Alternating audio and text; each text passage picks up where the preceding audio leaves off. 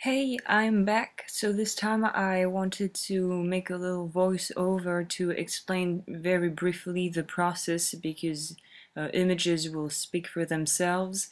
But in case I had to add some complementary tips and advices, I thought it was a good thing to do because this is by far the easiest method I've found to be able to oxidize, so to darken the metal, especially when it comes to stamping. If you want to make some stamping works and embellishment, to put some embellishment on the metal, or even hammer it like I've previously done in the other video I did on texturing, how to texture the metal.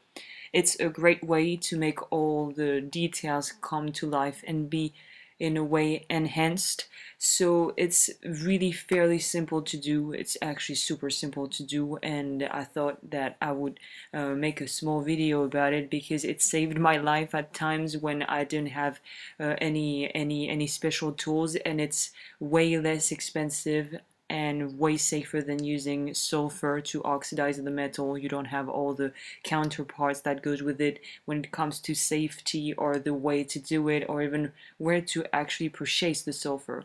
So here, I don't know if you can see it on the camera, it won't show very well, but what we're using for this method is only the blowtorch. That's the only thing we will be using, and be very careful whether you're using, like me, an Orca blowtorch or any blowtorch.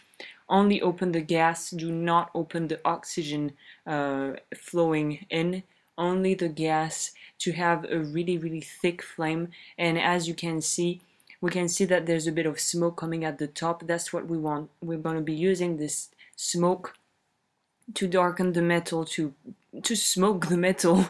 I don't know if this word does exist, but you see what I mean. To give you a better imagery, what we want is for you need to put quite some gas though, so it has to be as powerful as that. And when you have the flame, you just put the piece or the place where you want to oxidize something. And here I'm trying to struggle to make a zoom because I wanted you to really be able to see how it works.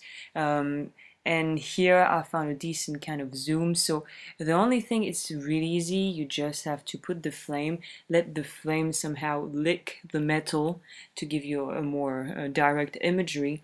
And when it's done, you just keep at a fair distance. Be careful not to mar the metal with flame marks, but you shouldn't have this problem if you only open the gas and not the oxygen part. We don't want to put any sort of really strong flame for this type of procedure.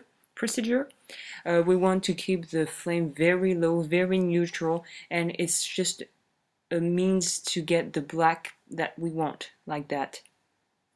So don't worry, it will not stay like that. What we will be doing is to dip it in the water, quench it well, quench it not really because the metal hasn't had the time to reach a really high temperature, but you're going to dip it in cold water, and then you will see that there are some residues that will start to float on the surface of the water, and this is a good sign because it's just a small external substance. I don't know, like basically it's ashes. It's ashes on the top that will go off with the water.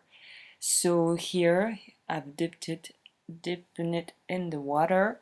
As you can see, parts already went off, and we will just be using a plain cotton cloth to get rid of the extra black parts. And you will see it's actually a mild way to oxidize metal. It's really an in between between the sulfur, which is the hardcore kind of annoying method I find, or ink, the basic ink method that I've mentioned in previous videos when I use the piñata ink.